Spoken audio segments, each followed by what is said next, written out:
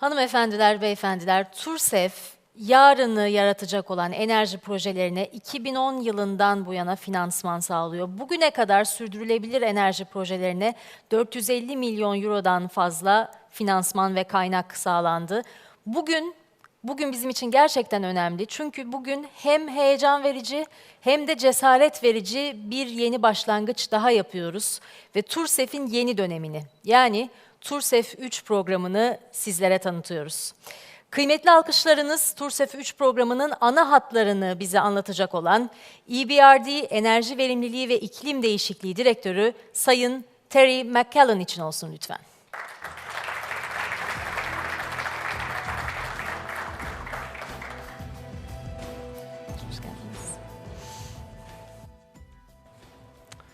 Good afternoon, everyone. I'm very pleased to be here to launch this third phase of TURSEF. I think, it's important that we reflect a little bit and tell a little bit of the story of how we got here, because I think TURSEF is a very, land-changing, shifting product. And to look back to when we started in Turkey with this first very large-scale approach to financing energy efficiency and renewable energy, it doesn't come from nowhere. If we go back to 2010, if we hadn't had a partnership with the Clean Technology Fund and the European Union to provide a package of concessional funding at that stage, I think it would have been very difficult to enter the market and to convince banks and companies to start to put scarce capital into these types of investments that hadn't really been well considered before. Now, at that point, the Clean Technology Fund provided about 44 million euros of concessional co-financing, so not grants, but concessional low interest rate, long maturity funding. And the European Union, under IPA, in coordination with the Turkish Treasury and also the Ministry of Energy and Natural Resources, put about 7 million euros of technical assistance funding on the table. I think Hassan had sort of mentioned the importance of the technical capacity, and a few other people had done that.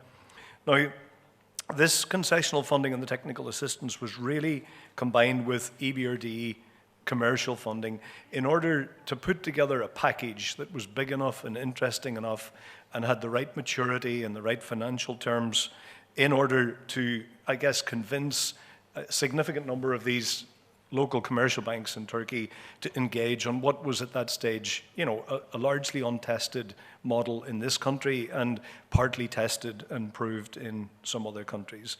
So I think this was very critical to help to enter the market and help to start to unlock the potential of the financing program like TURSEF. The technical assistance, I think, it's very, very important because there's clearly and was a skills gap there. We needed to put in place capacity to support how this money would be deployed, how it would be used, and to ensure the integrity of the funding being applied to make sure that the green projects that we were targeting actually delivered results, because that, I think, is and was the important objective in all of this. It was about good business, good investments, but also good business that led to a serious environmental impact. Now, I guess then what happens is once you've got a track record, it's easier to do more, it's easier to push the boundaries, and it's more straightforward to extend and target other markets. And then it becomes less relevant to have more of the concessional funding and the grants. So I think the track record under the first phase of TURSEF was very important. This allowed us then in 2013 to extend TURSEF into a second phase, and that's what we're here to do today. We're here to honour and recognise the key contributions of what's happened in that period since 2013, what the banks have done, what companies have done, and I think that's really important. I think it's clear that, TURSEF is, what is it? We're talking about CEFs here. They're packages of one-stop shops, bank-to-bank funding with technical assistance, with rules and conditions on how the money should be deployed, but it's a value-based approach. It's about unlocking potential on the ground amongst enterprises. But TURSEF, the track record allowed us to extend, but it allowed us also to develop two other financing facilities, if you like, sister CEF products. First of all, in 2013, we did something earlier than 2013. We did something with the banks for mid-sized renewable energy projects. So TURSEF started really targeting SMEs and smaller energy efficiency investments. We saw that there was a market for financing, again, through the local banking sector, mid-sized renewable energy projects. This started with a program of about €1 billion. It's been extended since. Most of that came from us. Part of it came from the European Investment Bank. But what was interesting about this is TURSEF, with its concessional funding, then allowed us to do a TURSEF extension without concessional funding and to roll out this mid-CEF facility for mid-sized renewables. Then a bit later in 2015, we've broadened the portfolio a bit more with Tarif, where we've got a facility through local banks that intermediates about €135 million for residential energy efficiency. Again, very, very precise, particular focus. Now, the impact of all of that is that 44 million of concessional funding that we saw coming into the market in 2010, and that €7 million of technical assistance, with the 400 million euros additional under TURSEF 3 now, has basically led to about 3.4 billion euros of investments for energy efficiency, resource efficiency, and climate change mitigation investments. And that, I think, is very effective. And I think the reason I'm telling you this is that you can't really underestimate what TURSEF is as a product and a brand and what it has achieved, and what that track record that we established up front has, and how effective that then can be in terms of getting funding on a commercial basis to projects. And I think that's why we've got some really nice projects to see today and to reward and recognize. Now, we also, again, in the background, support this with policy dialogue with the authorities. We, and particularly the Ministry of Energy and Natural Resources, we've been developing an national energy efficiency action plan. So again, this is very important because it builds on the experience of financing the projects and implementing the projects that we've had from TURSEF and its sister programs, but it lays out a blueprint as to how Turkey can move forward towards meeting the energy efficiency targets that they've set for the future. Then TURSEF 3, a little bit different again. We want to keep doing more of the same type of financing. We want more renewables. We really want more energy efficiency. We want more resource efficiency. And I think we have to broaden our perspective. So what TURSEF 3 is bringing that is additional is this intent to focus on the municipal area and municipal service companies, and again, try and get money to prepare projects, identify projects, get them financed, and achieve the environmental impact that we're looking for. And I think in that regard, one of the things that we're hopeful for, and it's a new trend under TURSEF, is a number of landfill gas projects that are very, very impactful in terms of abating CO2 emission reductions. And we've got a broadened scope now under TURSEF that goes, a lot of people, I think, still, when they talk about sustainable energy and green financing, they get very much stuck in renewable energy and the renewable energy track. That's important, but it's only a part of it. There are many, many other things. Energy efficiency is everywhere. It's in the light bulbs here. It's in the heating and ventilation systems that we've got. It's in the large industrial companies that we've financed directly, the ones that we don't do through local banks. So I think, it's very, very important that we have a broad scope of investments.